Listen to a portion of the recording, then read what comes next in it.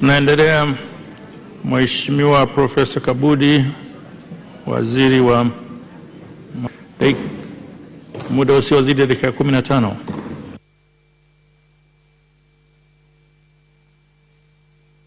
Mheshimiwa Mwenyekiti, awali ya yote nianze kuunga hoja mkono iliyoletwa mbele yetu na Mheshimiwa Dr. Augustine Mahiga, waziri wa Katiba na Sheria, ambaye amewakilisha hiyo hoja kwa umahiri mkubwa kabisa. Mheshimiwa Mwenyekiti, ningependa kuchangia katika maeneo machache ya hoja iliyoletwa kwetu na Mheshimiwa Balozi Dr. Mahiga.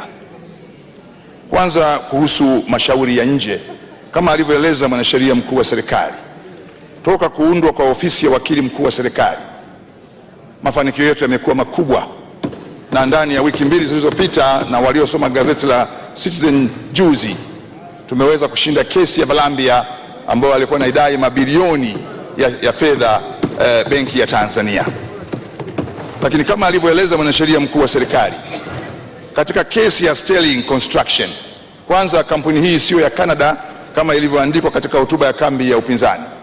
Kampuni hii ni ya Uingereza, na kabla ya hapo ilikuwa ni kampuni ya Italy ambayo deni lake lilinunuliwa na kampuni ya Uingereza.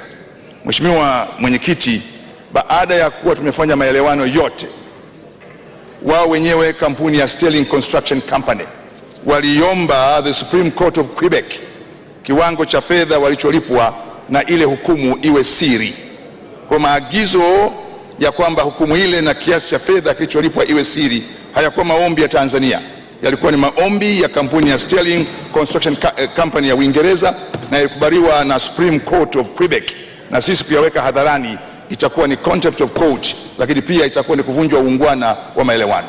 Na niseme, walitueleza wazi kwamba mnafanya makosa makubwa sana mara nyingine mnapoyaweka mambo haya wazi, kwa sababu mna kesi na watu wengine, na si ajabu wakijua kiwango ambacho nyinyi mmetupa na wao wanaweza wakakidai au kikaleta maswali mengi. Kwa hiyo swala hilo ni wazi kabisa, ni maombi ya Sterling, na uzuri hukumu ya jaji wa Canada ambaye kwanza alianza kwa kutupa pole ya askari wetu kule Kongo kuuawa, alieleza wazi. Kwa hiyo sio serikali ya Tanzania, ni Sterling Quebec, lakini kiwango kilicholipwa, siku wakikubali taarifa hiyo iwe wazi, ni kidogo. Mheshimiwa Mwenyekiti, swala la uteuzi wa majaji, ningependa swala hili nieleze kabisa. Majaji wote walioteuliwa wameteuliwa na Mheshimiwa Rais kwa ushauri wa Judicial Service Commission.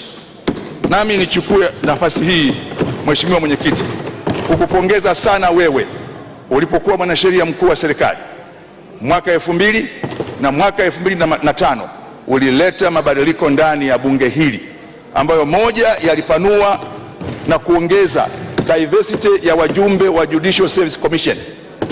Mheshimiwa Mwenyekiti, unakumbuka kabla ya wewe kuleta mabadiliko hayo ya katiba, Judicial Service Commission ilikuwa na watu wachache na wote walitoka katika muhimili wa mahakama, lakini ni wewe mwaka 2000 mara ya kwanza na 2005 mara ya pili uliyefanya mabadiliko makubwa kuishauri serikali kufanya hivyo, ikiwa ni pamoja na kuboresha haki za binadamu. Wewe ukiwa mwanasheria mkuu wa serikali ulileta mabadiliko hapa bungeni ambayo yaliondoa clawback clauses zote. Sisi ndio katiba pekee katika bara la Afrika inapokuja kwenye haki za binadamu haina clawback clauses. Someni ya Kenya, someni ya Uganda, someni ya Zambia, someni ya Zimbabwe, someni ya nchi nyingi. Lakini hiyo ni kazi aliyofanya Mheshimiwa Andrew John Chenge 2005 akiwa mwanasheria mkuu wa serikali, na ndio maana daima nabeba katiba hii ambayo mwisho hapa AJ Chenge mwanasheria mkuu wa serikali ndio aliingiza haya mabadiliko. Wako watu wa umri mdogo humu wanapapukia mambo wasioyajua. Wangejua tulikotoka, wangejua tulipofika. Kwa hiyo ni jukumu letu hawa walio wadogo tuwakumbushe tulikotoka, na ndio maana katiba hii, Mheshimiwa Chenge, wewe ni miongoni mwa watu walioisaidia Judicial Service Commission. Na kwa sababu hiyo basi uteuzi wa majaji umebadilika.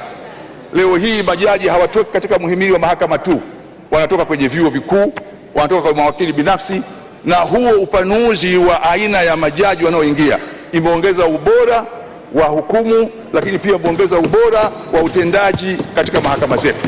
Na Mheshimiwa Rais kwa kutumia mamlaka yake ndani ya ibara ya 109 ibara ndogo ya 7 na ya 8 hatoi fadhila, anateua watu wenye sifa na sababu za kuteuliwa kuwa majaji baada ya kuwa amependekezewa na tume ya mahakama. Kwa nitaka nisisitize, Rais hatoi zawadi katika kuteua majaji. Na mimi narudia tena kwa ndugu zangu, hakuna kazi ambayo naiogopa, na tuwaombee sana kama majaji. Na mkitaka kujua ugumu wa kazi ya kuwa jaji, kaisomeni Zaburi ya 15 na baada ya hapo mwisome Zaburi ya 51 na Zaburi ya 32. Mkizisoma Zaburi hizo 3 za toba katika kipindi hiki cha Kwaresma, mtawaombea sana majaji. Si kazi ya kukurupukia, ni kazi ya kumwombea mtu huyu aliyepewa, kwa sababu wamechukua kazi ambayo ni ya Mwenyezi Mungu mwenyewe. Yeye pekee ndio hakimu wa kweli, wengine wote wanajitahidi kufanya hivyo. Kwa hiyo si kazi yetu kuendelea kuwabeza, na ndio maana naunga mkono nchi nyingine ambazo mambo ya mahakama hayajadiliwi kabisa katika mbunge. Sisi tumeruhusu kujadili mambo hayo, lakini tuyajadili kwa hekima, tuyajadili kwa kiasi, tuyajadili kwa saburi, lakini kwa unyenyekevu mkubwa, maana hatupo katika viatu vya watu hao. Jingine ambalo Mheshimiwa Mwenyekiti ningependa kulizungumzia ni swala ya sheria ya ndoa. Sio kweli kwamba sheria ya ndoa ya Tanzania ya mwaka 71 ni sheria kandamizi. Ni sheria ya kimapinduzi. Narudia tena, sheria ya ndoa ya mwaka 1971 ni sheria ya kimapinduzi, na nchi nyingine mpaka leo zimeshindwa kutunga sheria ya aina hii. Kwa hiyo tusichukulie swala moja tu la umri wa mtu kuoa au kuolewa likawa ndio kigezo cha kusema sheria hii ni kandamizi. Na hata hilo swala la umri wa mtu kuoa au kuolewa, mtu akikisoma kwa makini kifungu hicho hakizungumzii msichana tu, bali pia kinazungumzia mvulana. Kwa hiyo ndani ya sheria yetu wako wavulana wanayoweza kuoa chini ya umri mdogo. Kisoma kile kifungu vizuri, kinasema either parties or one of them, either parties or one of them. Na sheria hii Mheshimiwa Mwenyekiti, ni sheria ya kimapinduzi kwa sababu ndio sheria ya kwanza mwaka 71 iliyowakomboa wanawake wa Tanzania hasa wenye ajira sasa kuweza kwenda kufanya kazi eneo lolote la Tanzania na kupanda vyeo, kwa sababu kabla ya hapo sheria tuliyoachiwa na Waingereza ilikuwa mwanamke lazima akae mahali alipo mmewe, na hilo liliwanyima wanawake fursa. Kama kina Dr. Christine Shengoma asingeweza kwenda kuwa mkuu wa mkoa wa Iringa akamwacha Profesa Morogoro, ilikuwa lazima akae Morogoro. Na nisimtolee mfano yeye, nitolee mfano sasa mwingine, kwa sababu sheria kabla ya mwaka 71 cohabitation maana yake ilikuwa lazima siku zote mlale kwenye chumba kimoja, lakini leo chini ya sheria hii cohabitation ni pamoja na WhatsApp, ni pamoja na simu, na hilo limewakomboa wanawake wa Tanzania kuweza kwenda kufanya kazi maeneo mbalimbali ya nchi. Ni makosa kuita sheria namna hiyo ni sheria kandamizi. Sheria ya kwanza katika bara la Afrika iliyotambua kwamba mwanamke aliyeolewa anaweza akamiliki mali kwa jina lake. Someni sheria za nchi nyingine, hata Uingereza, hata Ujerumani. Imewachukua miaka mingi mwanamke ndani ya ndoa kuruhusiwa kumiliki mali kwa jina lake. Alimiliki mali kwa jina la mmewe au kwa jina la baba yake. Sisi tuliosoma nje tulishangaa kwamba mwanafunzi wa kike Ujerumani hawezi kupanga chumba mpaka baba yake atie saini ya ile fomu. Hapa wana saini tu. Tulishangaa kujua kwamba wanawake wa Ulaya wenye sifa sawa na kazi sawa wanalipwa mshahara kidogo kuliko wanaume, eti tu ndani ya mwezi kuna siku ambazo hazieleweki kwao. Hoja kama hiyo huwezi kuileta hapa.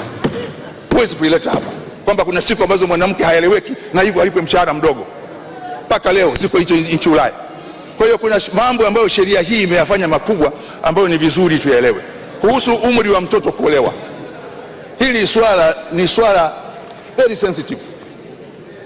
Tukitaka tuliibue tutagombana humu. Uingereza yenyewe mpaka leo umri wa mtoto kuolewa wa kike ni miaka 16. Lakini leo wasichana wengi Uingereza hawaolewi na miaka 16 kwa sababu ya fursa mbalimbali za elimu na mwamko. Lakini mpaka leo ukienda kwenye sheria ya kanisa Katoliki, kwenye canon law, Canon namba 1083 inasema wazi kabisa umri wa msichana kuolewa ni miaka 14, wa mvulana kuoa ni miaka 16. Na hii si mimi, hii ni canon law ya kanisa Katoliki ambayo ndani ya vitabu iko wazi. Kwa hiyo kwa kanisa Katoliki binti anaweza kuolewa na miaka 14, mvulana na miaka 16, ingawa mamlaka za kidunia zilipo zimeruhusiwa kubadili, lakini mpaka leo canon law haijabadilishwa. Kifungu cha 1068 na kifungu cha 1071 ambacho kilitolewa na Baba Mtakatifu Paulo wa sita. Lakini sitaki kwenda kwenye mifano ambayo daima tumependa kuitoa ya dini ya Kiislamu, lakini hata huko kwa madhehebu ya Shafi ni miaka 15, kwa madhehebu ya Hanbal ni miaka 15, kwa madhehebu ya Malik ni miaka 17, kwa madhehebu ya Hanafi ni miaka 12 kwa mvulana, miaka 9 kwa msichana, na kwa madhehebu ya Jafari au Shia ni miaka 15 na 9. Tusiende kwenye mjadala huo, tuache sheria ilivyo na busara itawale. Kwenda kwenye haya tutaingia kwenye mambo ambayo si vizuri kuyaingia kwa sasa, lakini nirudie nieleze sheria ya ndoa ya mwaka 71 tofauti na ilivyoelezwa ni sheria ya kimapinduzi iliyokuja kwa wakati mwafaka na unaostahili. Kwa hiyo Mheshimiwa Mwenyekiti, ningependa pia nieleze kuhusu haki za binadamu kwa kifupi. Tumetoka kwenye Baraza la Umoja wa Mataifa la haki za binadamu Geneva mwezi Februari. Tumetoa maelezo kule Mheshimiwa Mwenyekiti, na baada ya maelezo ya Tanzania, kamishina wa haki za binadamu wa Umoja wa Mataifa kwa kinywa chake ametupongeza kwa utekelezaji mkubwa wa haki za binadamu katika eneo la elimu, eneo la afya, eneo la maji. Na kuongezea muda kidogo Profesa, na eneo la maji. Moja, na tuliungwa mkono na nchi zote za Afrika. Sisi ndio tunaongoza kwa idadi kubwa ya magazeti ambayo yanatoka kila siku ya aina zote, na tunamshukuru Mungu kwamba sio sisi tulioyabeba magazeti hayo kuyapeleka Geneva. Tulikuta Umoja wa Mataifa wanayo magazeti hayo ambao wao wenyewe wameyanunua, na walishangaa kabisa. Tuna uhuru mkubwa wa hata magazeti ya risasi, yani wanaojimwaga yapo, kwa sababu ni diversity ya muziki yapo, na magazeti ambayo ni very critical yapo. Lakini pia sisi ndio nchi ya kwanza ambayo magazeti mengi ni magazeti binafsi. Magazeti ya serikali ni mawili tu, Daily News na Habari Leo, lakini magazeti mengine yapo. Katika vituo vya redio, sisi ndio wenye vituo vya redio vingi kuliko vyote, vituo vya redio vingi, na kwenye vituo vya redio huingilii vingi, vinaeleza mambo ya chini. Kwa hiyo Umoja wa Mataifa umetuondoa katika tuhuma hizo ambazo watu walizipigia kelele. Tumechukuliwa kuwa ni nchi ya mfano, kwa sababu katika Universal Declaration of Human Rights haijapanga haki. Civil and political rights, economic and social rights ziko sawa, na sisi tunaongoza katika economic and social rights, sio tu Afrika, lakini pia katika bara la Afrika na Asia. Yako maeneo ya kufanyiwa kazi, na hayo maeneo ya kufanyiwa kazi, Mheshimiwa Mwenyekiti, yanafanyiwa kazi na mahakama. Mwaka huu na mwaka uliopita mahakama za Tanzania zimetoa landmark decisions. Moja, on private investment, judgment ya Court of Appeal kuhusu kesi ya Tigo ambayo watu wengi hawajaisoma, ambapo mahakama ya rufaa tena hukumu ya Jaji Mkuu Juma imereaffirm the right to private property. Na kesi hii haikuwa dhidi ya serikali, ilikuwa kesi ya mfanyabiashara mmoja tapeli aliyetaka kuidhulumu Tigo share zake. Mwaka jana mahakama ya rufaa imetoa hukumu muhimu sana inayoeleza wazi kabisa mipaka ya DPP katika kutekeleza majukumu yake na kumpa mwongozo. Mwaka huu mahakama kuu imetoa mwongozo katika utoaji wa bail. Sasa mara nyingi watu tunataka majibu ya mkato badala ya kutaka process ya mahakama iende, na baada ya hapo mahakama itoe mwongozo. Na baada ya kuwaeleza kamishina wa Umoja wa Mataifa kuhusu mambo hayo na kumkabidhi zile judgment, alisema judgment hizi zinafaa zitangazwe dunia nzima, jinsi ambavyo mahakama za Tanzania ziko mbali katika kufafanua na kusimamia haki za binadamu.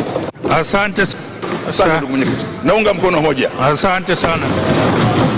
na namwombea dua Dani na timu mzima ya Icon TV.